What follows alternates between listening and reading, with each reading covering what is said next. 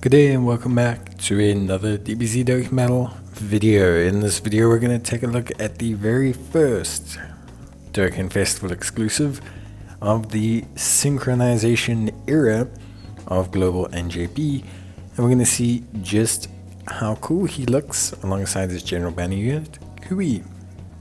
So we'll take a look at Cui first, but basically Cui is a dynamic sub-lead of 130%.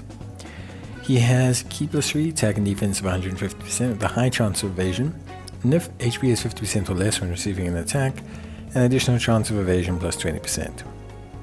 Gets an additional attack and defense of 150% and chance of evading enemy's attack, plus 20% when attacking, and if the target enemy is in attack down or defense down status. Great chance of launching an additional super attack and evades the enemy's attack, including super attack, and performs a critical hit within the turn if HP is 50% or less at the start of turn, once only, and foresees the enemy's super attack at the start of turn when there's another Planet Namek Saga category ally attacking the same turn. So just to explain the layers of evasion, basically he has a high chance of evading, 50%. If he gets hit and that drops your health below 50% in the turn, he will evade an attack, or if anyone else gets hit, then he gets 20%, so that will make him 70%. Then when he attacks, if the target's an attack or defense down, he gets another 20%. So if you're below 50% health and he gets to attack someone's attack and defense down, he'll be at 90% evasion.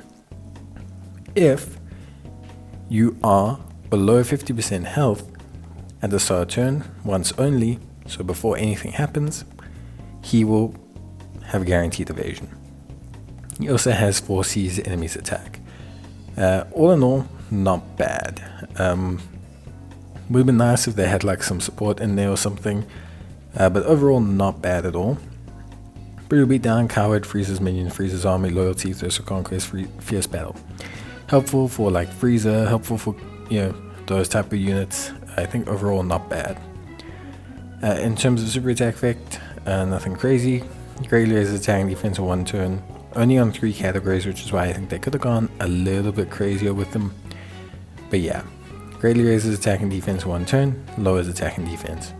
Alright, now we get to the big boy. This is Vegeta, AGL Vegeta, Decisive Strike of Rebellion.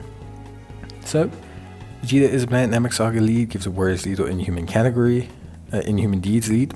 All 3 well needed. Planet Namek has not got buffs for a long time. Gifted Warriors, it's always great to have another option. And Inhuman Deeds desperately needed this. Desperately. An additional 30% for characters who belong to Dragon Ball Seekers or Pure Saiyan. So a lot of Planet Namek Saga units are DB Seekers because of their search for Dragon Ball. And Inhuman Deeds, Pure Saiyans, that's coverage for the Saiyan Saga units, etc. So really good stuff. Same Warrior Race, Royal Lineage, Prodigies, Brutal Beatdown, Saiyan Lineage, Prepare for Battle, Fierce Battle, Standard, Baseline, Vegeta Link set, so pretty decent there. So, activates Entrance Animation once only. Ki plus 3, attack and defense of 180% for Fierce Battle when facing only one enemy at the start of his attacking turn. So this is fine. More than acceptable. Buff makes him great for a lot of boss fights. There will be some when basically he is facing 2 enemies where he won't get this buff, but that's okay. Attack and defense of 50% per key sphere obtained, up to 500%. Okay, so immediately we know he's a New King type unit, which is also fine. Randomly changes key spheres of a certain type, AGL excluded, to Rainbow.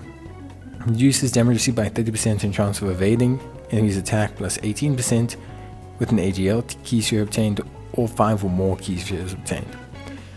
So right off the bat, creates rainbow orbs, fine. Attack and defense 50% per key orb. Damage reduction of 30% and evasion chance of 18% with AGL, or 5 or more orbs obtained. Okay, pretty good. Plus an additional evasion chance, plus 30%, and additional damage reduction of 18% when attacking, and if HP is 50% or more, launches an additional attack.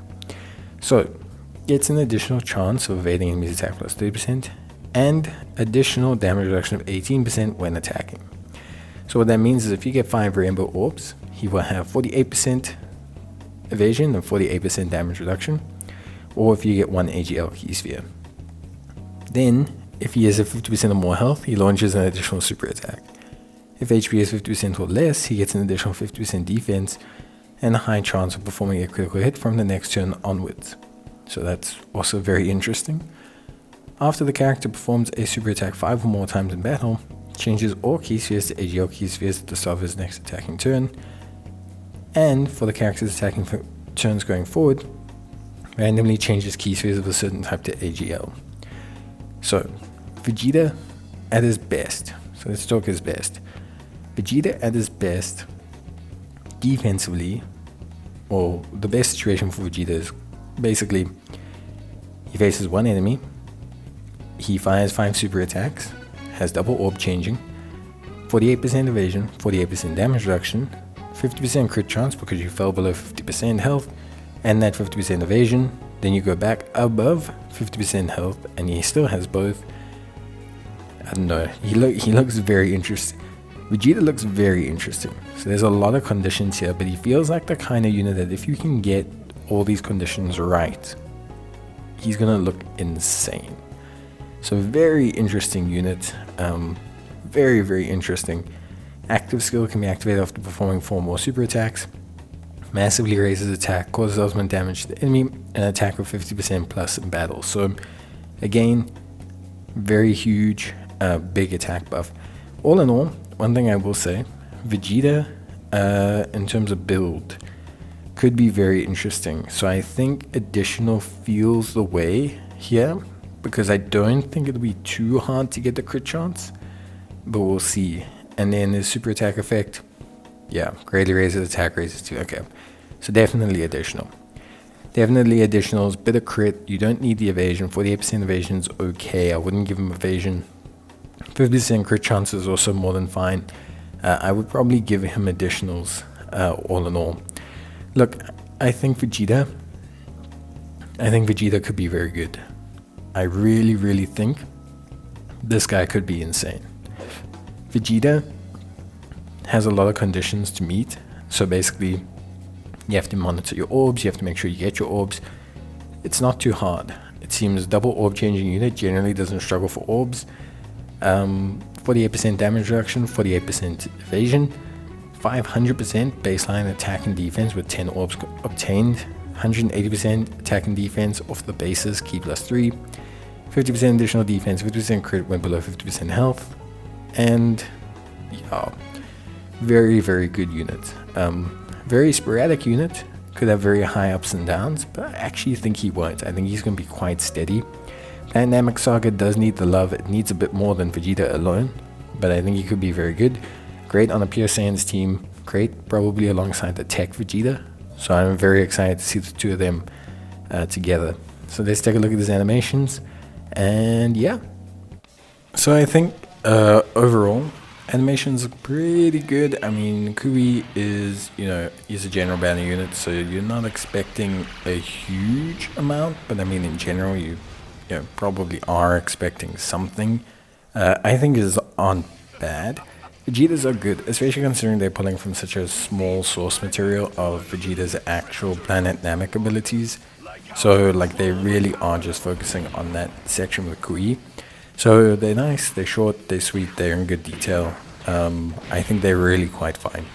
The main highlight being the dirty fireworks, of course. I think personally they really are like acceptable as animations.